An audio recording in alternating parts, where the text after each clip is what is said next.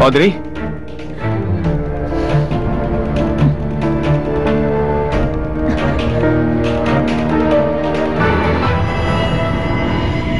Anong ginagawa mo rito? Bakit nandito ka sa kwarto ko? Hindi na mahalaga kung bakit ako nandito. Ang gusto ko malaman kung bakit hindi mo alam ang limitasyon mo. Ano to? Nakakahiya kayo. Gumagamit kayo ng ganito. At pinagalitan mo pa ako kahapon. Ito pa.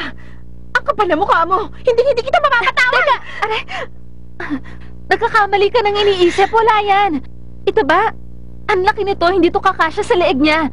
Hindi to komportable. Tsaka sa gabal pa to pag maghahalikan kaming dalawa. Useless to. At tsaka, itong lingerie, pag sinuot ko to, ang pangit, masagwa. Sa luwag nito mauhulog to sa akin. At tsaka ang mga condoms na yan, kulang ang 1 buwan para maubos yan. Tama na. Wala nangyari, bakit ka nagpapaliwanag sa kanya? Isa pa, wala na tayong dalawa. Kaya bakit ko kailangan mag-explain sa'yo? Ha? Break na kayong dalawa? Kahit wala na tayo. Hindi pa naman natin pinapaalam. Kaya wala kang karapatang gawin to sa akin. Bakit lahat na lang ng ginagawa mo para sa kanya? May banda at nag-bake pa kayo. Masaya ka ba nakikipaglaro sa kanya? Laro? Ni minsan hindi ako nakipaglaro kahit kanino. Kung maaari, huwag mo ako itulad sa'yo. Magkaiba tayo.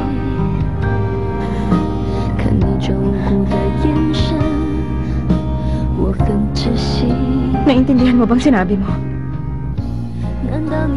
Kahit anong gusto kong gawin sa buhay ko, kahit nandito ako sa magulong industriyang to, dito, may nag-iisa lang dito sa puso ko.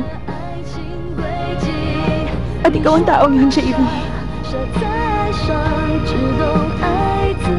Eh, ikaw.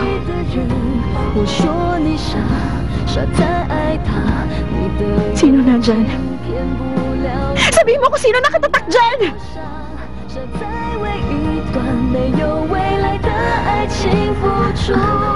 Okay, tama na yan. Sa ngayon, galit lang kayong pareho. Palamigin niyo muna ang mga ulo niyo bago kayo mag-usap. Magpapahangin lang ako.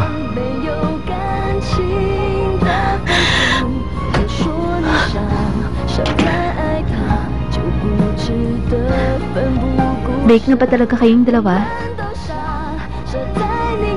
Sana naman hindi ako ang dahilan. Masyado mataas ang tingin mo sa sarili mo. Kahit anong pilit ang gawin mo, hindi mo mababago ang katotohanan na sa akin lang nababagay si JD.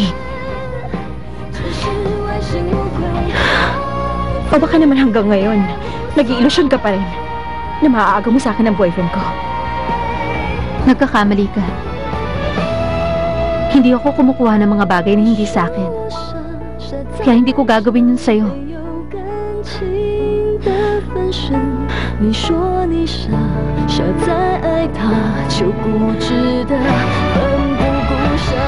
Sana alam mo kung anong pagkakaiba sa isang totoong mag-asawa sa nagpapanggap lang.